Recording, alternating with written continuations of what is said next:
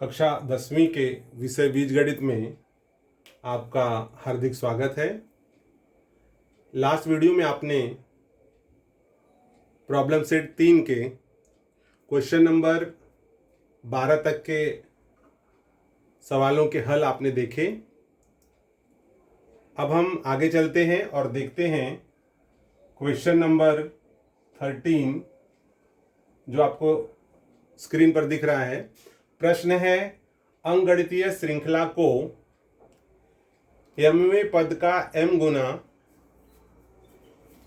यह nवें पद के n गुने के बराबर हो तो दिखाइए कि उसका m प्लस nवां पद शून्य होता है।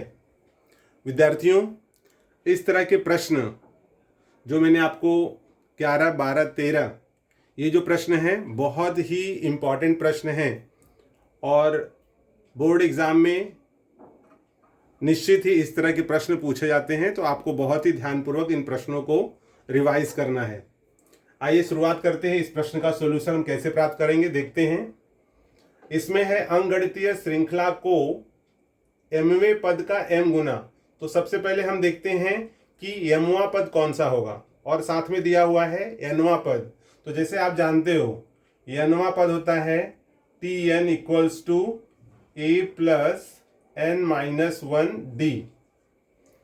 ये आपको जानकारी है nवें पद का।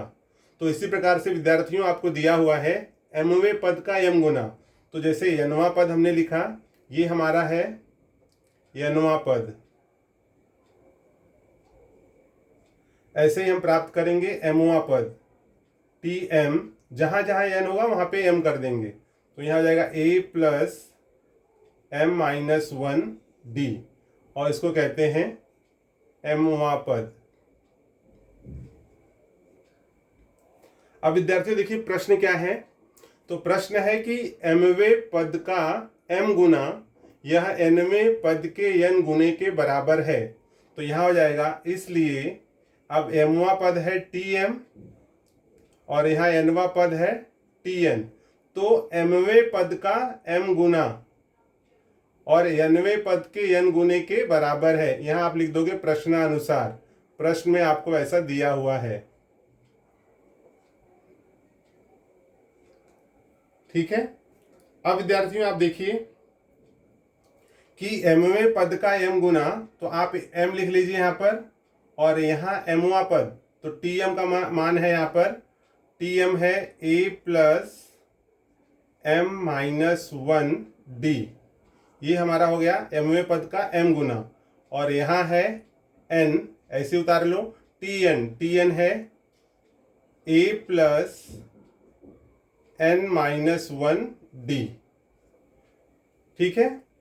अब आगे देखिए, m का मल्टीप्लाई a में कर लेंगे तो am प्लस m का मल्टीप्लाई होगा m minus 1d equals to a का n में मल्टीप्लाई हो जाएगा an plus n minus 1d, ठीक है। हमने क्या किया, a का गुणा n में किया an plus n minus 1d। अब यहाँ पर जो सजातीय पद हैं एक जैसे दिख रहे हैं, उनको हम एक तरफ कर लेते हैं, या ऐसे करते हैं कि जो बराबर के बाद वाला पद है उनको भी एक तरफ कर लेते हैं। तो देखिए ये हो जाएगा am, इसको इस तरफ ले लीजिए, minus an plus m minus 1d, ये इस तरफ आ जाएगा minus n minus 1d equals to 0। अब विद्यार्थियों आप देखिए यहाँ पर am है माइनस an है, तो दोनों में कॉमन क्या दिख रहा है आपको, a कॉमन, यहाँ हम ले लेंगे m माइनस n प्लस, अब यहाँ देखिए m माइनस 1 n माइनस 1, इस पूरे के साथ में यहाँ पर d है, इस पूरे के साथ में यहाँ भी d है, तो इन दोनों पदों में क्या हो गया, d कॉमन, तो d आप कॉमन ले लो, और यहाँ बच गया m minus 1 minus n minus 1 bracket close equals to 0। विद्यार्थियों इसको बहुत ही ध्यानपूर्वक देखते रहिए।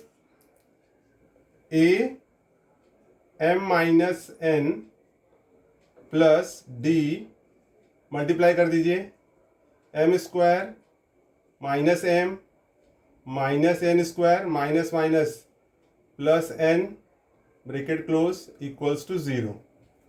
अब यहाँ पर देखिए A M minus N plus D, यहाँ पर जो स्क्वायर इनको एक तरफ कर लीजिए, M square minus N square, यहाँ पर माइनस एम और ये हो जाएगा प्लस एन इक्वल्स टू 0।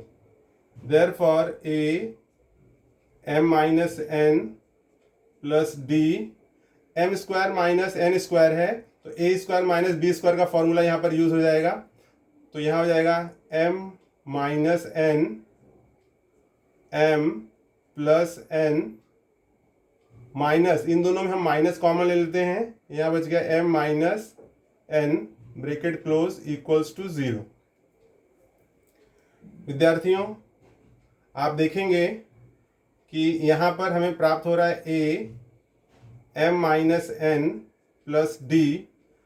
अब इन दोनों में आप कॉमन देखिए क्या है, इसमें और इसमें कॉमन, तो दोनों जगह पर एम माइनस एन है तो यहाँ पर डी है ही है, और जैसे मान लो यहाँ पर यह रख देते हैं डी एम माइनस एन हमने कॉमन ले लिया, यहाँ ब्रैकेट में बच गया एम प्लस एन, क्योंकि देखिए एम माइनस एन यहाँ भी है तो ये दोनों हमने कॉमन ले लिया, तो यहाँ बच गया एम प्लस एन माइनस यहाँ पर कुछ नहीं 1 इक्वल्स टू 0।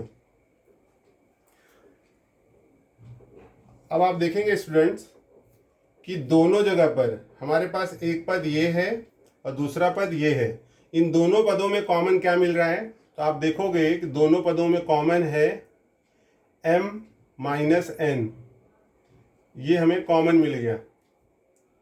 अब बचा क्या यहाँ पर, तो यहाँ पर बच गया ब्रैकेट में a प्लस, क्योंकि m minus N m minus 1 ये दोनों कॉमन हमने ले लिया, तो यहाँ पर बच गया a प्लस और ये बच गया m प्लस n माइनस 1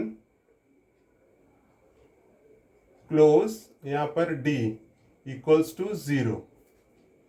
ठीक है, कैसे, फिर से एक बार देखिए, यहाँ पर m minus N m minus N ये दोनों कॉमन आ गए, यहाँ पर यहाँ इन दोनों ये प्लस के पहले ये प्लस है, यहाँ पर इसके पहले क्या बच गया, यहाँ पर a, तो हमने a लिख दिया, यहाँ पर देखिए प्लस प्लस लिख दिया, अब बचा क्या m प्लस एन माइनस 1 और यहाँ का ये d, तो वो हमने यहाँ पर लिख दिया।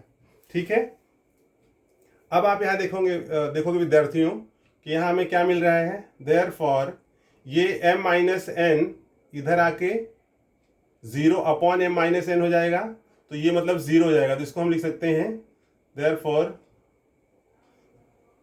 चूंकि m minus N not equals to 0, therefore a plus m plus n minus 1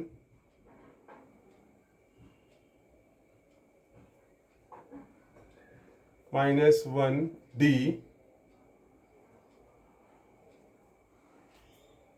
एक मिनट इसको हम फिर से लिख देते हैं,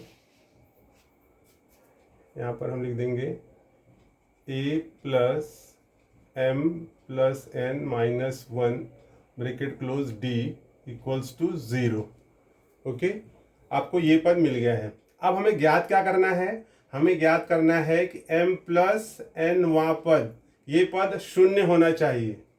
तो चलिए देखते हैं कि t m प्लस n ये पद क्या होगा। ठीक है, ये हमें ज्ञात करना है, तो यहाँ पर हो जाएगा t m plus n equals to, जैसे यहाँ पर सूत्र है टी एन का, वैसे n की जगह पर क्या मिल गया हमको m प्लस n, तो यहाँ पर हम लिख देंगे m plus n a plus m plus n minus 1 और यहाँ आ जाएगा d। तो जैसे अभी आप देखोगे a plus m plus n minus 1 d, इस पूरे का मान कितना है, ये तो इसको हम दे देते हैं यहाँ पर, ये हमारा है 1 और इसको हम दे देते हैं 2, इसको हम 2 देते हैं, तो फिर यहाँ आप लिख दोगे ये जो 1 का मान है वो 2 में रख दो, तो यहाँ पर इसलिए t m plus n equals to 0। यहाँ आप लिख दोगे 1 तथा 2 से।